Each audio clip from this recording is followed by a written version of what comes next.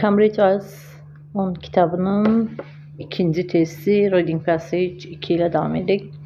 Gifted Children and Learning, istedadlı uşaqlar ve öğrenme.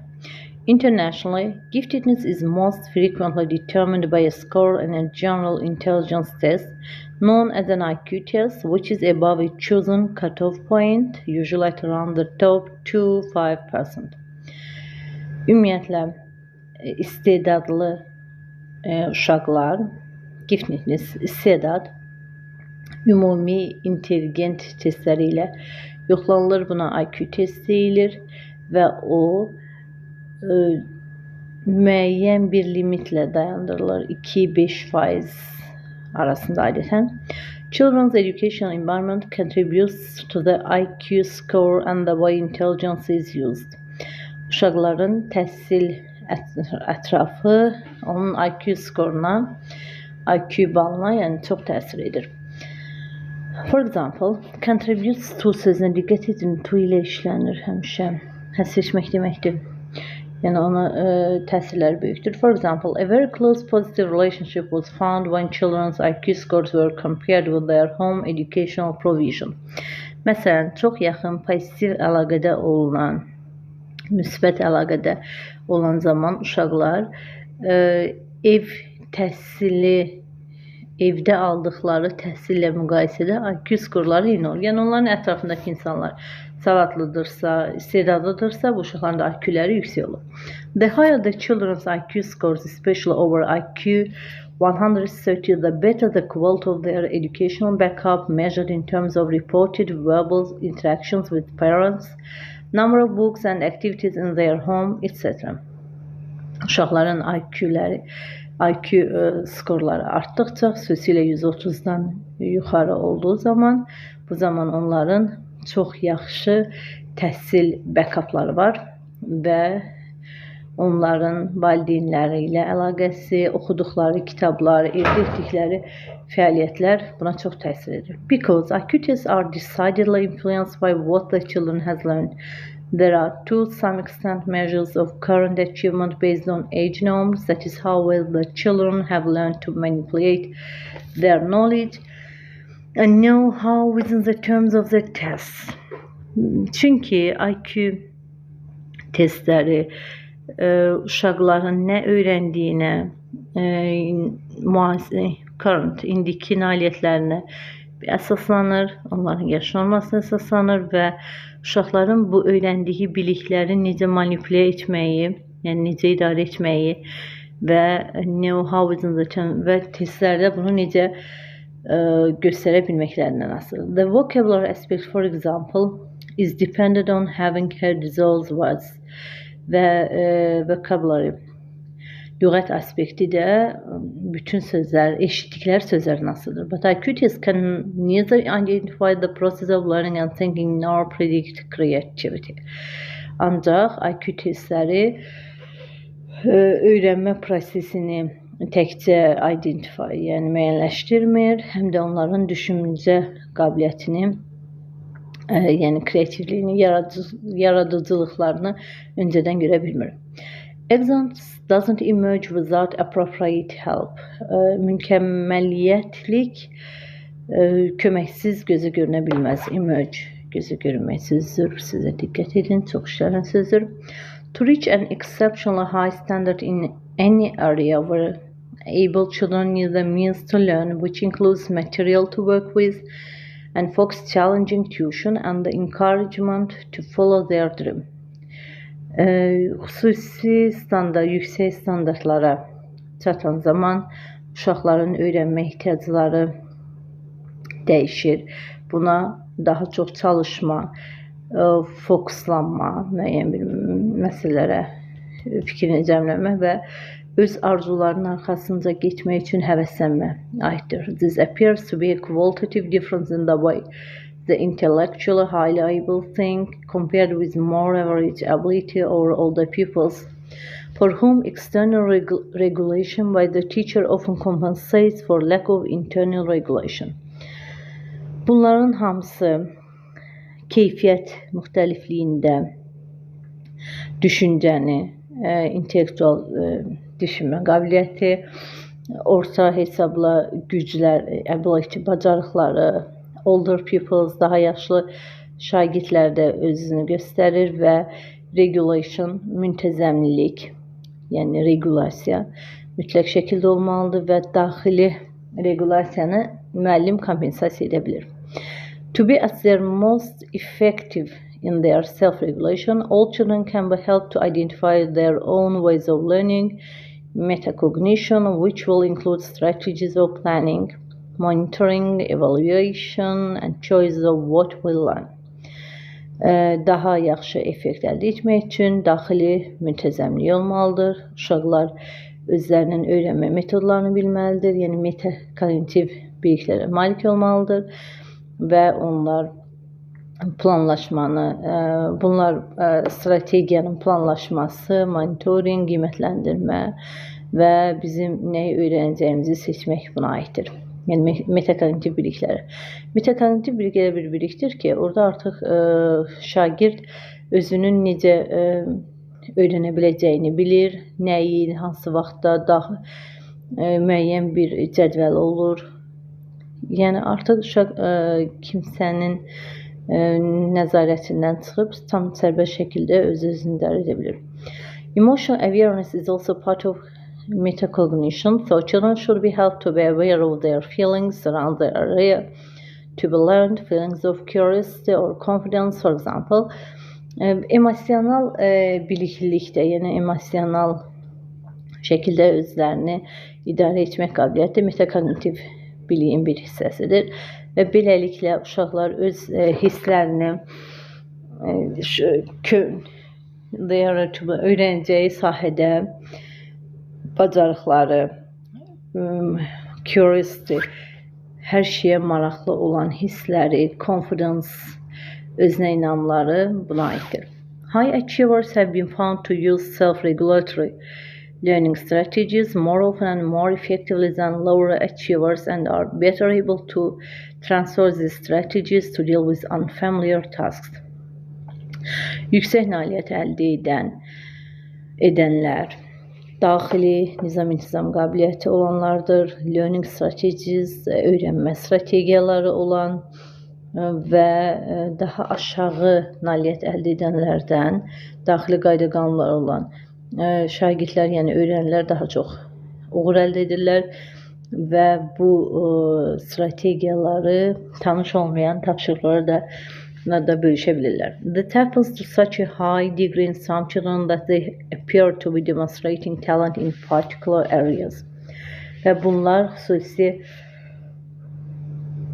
bəzi uşaqlarda xüsusi dərəcədə meydana çıxır və başqa sahələrdə onların istedadları üzərə çıxır. Overviewing researchers on the thinking process of highly able children puts instructors problem succinctly Shaw and Kanevsky 1993 deməli bu araşdırmalara həddindən artıq yanaşıldığı zaman problemlər üzə çıxır. Shaw və Kanevsky belə deyir. If the gifted merely think more quickly, then we need only teach more quickly. Əgər istedadlı uşaqlar daha sürətli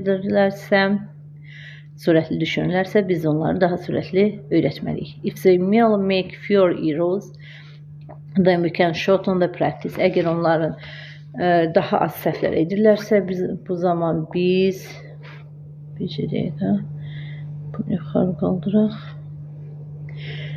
Əgər onlar daha səhv edirlərsə, bu zaman biz praktikanı qısaltmalıyıq. But of course this isn't entirely the case. Adjustments have to be made in methods of learning and teaching to take account of the many ways individuals think. Ancaq əlbəttə ki, bu bəzi hallarda tamamilə aid deyil və bu metoda uyğunlaşma, öyrənmə individualın, hər bir insanın, fərdin düşüncəsini nəzərə alır. Deməli, ümumiyyətlə IELTS readingləri oxuyan zaman, əgər heç suallara baxmayıbsa, birinci suallara baxmaq lazımdır. Əgər baxmayıbsınızsa, mətn oxuyan zaman, əgər orada xüsusi adlar, xüsusi təriflər varsa, bunların altından özünüz üçün xətt çəkin. qeyd edin, bilin ki, mütləq ki, buradan bir sual var. Baxın, Shokanevski 1993. Bunlar bizə sual kimi soruşula bilər. Suallarda da var, tapşırıqlarda. Baxın zaman daha asan çalışmanı işləyə bilərsiniz. Diye baxırıq. Yet in order to learn by themselves, the gifted do need some support from their teachers. Özləri daha çox öyrənsələr də, ancaq istedadlı uşaqlar, müəllimlərin dəstəyinə də ehtiyacı olur. Conversely, teachers who have a tendency to overdirect can diminish their gifted pupils' learning autonomy. Əksinə, daha çox overdirect,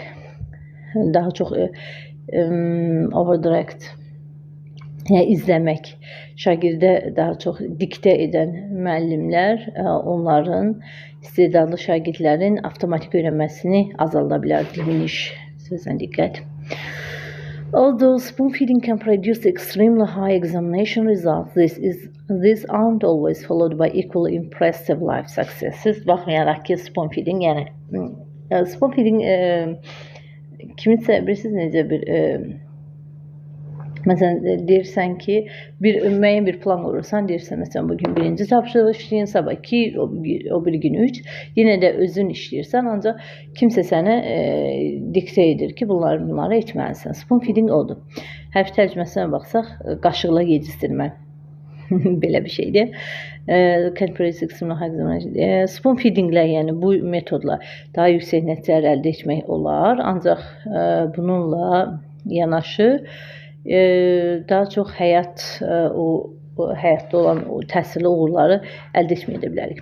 Too much dependence on the teacher risks loss of autonomy and motivation to discover. Müəllimdən asılılıq avtomatik öyrənməni və kəşf etmə motivasiyasını azalda bilər. However, when teachers help pupils to reflect on their own learning and thinking activities, they increase their pupils' self-regulation. Baxmayaraq ki, müəllimlər şəxsi öyrənməni refleksiya edə bilir, fəaliyyətləri düşünməni, onlar şagirdin daxili nizamını da artıra bilər. For a young child, it may be just a simple questions, what have you learned today, which helps them to recognize what they are doing. Kiçik uşaqlar üçün, yəni gənc öyrənən uşaqlar üçün asan bir sual, bugün nə öyrəndin, onların nəyi daha yaxşı başa düşdüyünü ortaya çıxara bilər, yəni ona kömək edə bilər. Given that a fundamental goal of education is to transfer the control of learning from teachers to pupils, improving pupils' learning to learn the techniques should be a major outcome of their school experience, especially for the highly competent. Və fundamental, yəni əsas təhsilin məqsədi öyrənməni ötürmək, onu idarə etmək, müəllimdən şagirdə və şagirdlərin öyrənmə texnikalarını daha da artırmaq, məktəbin təcrübəsini, xüsusilə gücü yarışı olan məktəblərin təcrübələrini. There are quite a number of new methods which can help, such as child-initiated learning, ability peer tutoring, etc. Və müxtəlif növ metodlar var ki, məsələn, uşaqların öyrənməsini əsas tutmaq, daha çox onları öz yaşıtlarının qabiliyyəti ilə müqayisəsi və s. Such practices have been found to be particularly useful for bright children from deprived areas. Və belə praktikalar onların daha az, yəni əziyyət çəkdiyi sahələrdə uğurlarını üzə çıxarda bilər. But scientific progress isn't all theoretical knowledge, is also vital to outstanding performance. Individuals who know a great deal about a specific domain will achieve at a higher level than those who don't. Elshot 1995. Demək, Elshot 1995-də, 1995-ci ildə elmi inkişafın yalnız teorilərdən, biliklərdən asılı olmadığını, həm də şəxsin individual performansının olmağını qeyd edir və xüsusi bəli, onlar daha çox xüsusi levellara gələ bilərlər. Research was, bunu Elshot 1995-ci ildə deyib, bu fikri yadımızda saxlayaq. Research with creative scientists by Simonton 1988 brought him to the conclusion that above a certain high-level characteristics such as independence seem to contribute more to reaching the highest levels of expertise than intellectual skills due to the great demands of effort and time needed for learning and practice. Deməli, Simonton 1988-ci ildə yaradıcı bir alim belə bir nəticəyə gəlir ki, conclusion nəticədir, siz yadınızda saxlayın, çox işlənəsizsə, daha yüksək səviyyəyə çatmaq üçün azadlıq lazımdır və xüsusi levellar daha çox effort tələb edir və vaxt tələb edir. Creativity in all forms can be seen as expertise mixed with a high level of motivation. Weisberg 1993. 1993-cü ildə Weisberg isə qeyd edir ki, burada diqqət, kreativlik daha çox motivasiyanın yüksəkliyindən yaranır. To sum up, nəticədə, learning is affected by emotions of both the individual and significant others. Öyrənmə həm individual, yəni həm fərqli ola bilər və başqalarının təsiri ilə, onların emosiyalarının təsiri ilə ola bilər. Positive emotions facilitate the creative aspects of learning and negative emotions inhibit it. Müsbət emosiyalar öyrənmə aspektinin yaradıcılığını və negativ emosiyaların qarşısını ala bilər. Inhibit, qarşısını almaq, prevent deməkdir. Sizə diqqət. Çox vaxt tələbələr inhibit sözü ilə qarşısı alır sözü. Prevent deməkdir.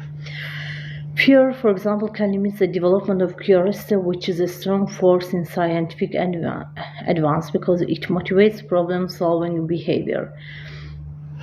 Məsələn, qorxu, maraqlı, hər şeyi öyrənmə marağı olan insanı limitləşdirə bilər. Scientific advance, elmi üstünlükləri, çünki problem həll etmə davranışları onu motivasiya edə bilər. In Boyker's 1991 review of emotion in the learning of high IQ and highly achieving children, she found emotional forces in harness. Boyker's 1991-ci ildə emosiyaların review edən zaman, yenidən baxan zaman daha yüksək IQ-su olan, yüksək nəticə edən şagirdlərin emosional məcburiyyət olduğunu görür. They weren't only curious, but often had a strong desire to control the environment, improve their learning efficiency and increase their own learning resources. Onların təkcə hər şeyi öyrənmə marağı yoxdur, həm də onların ətraf mühiti idarə etmək üçün xüsusi bir arzuları olur və öyrənmənin effektini inkişaf elətdirir və öz öyrənmə resurslarını artırır. Belə, inşallah gələn dərsə bu readingin tapşırıqlarına baxarıq. Hələlik.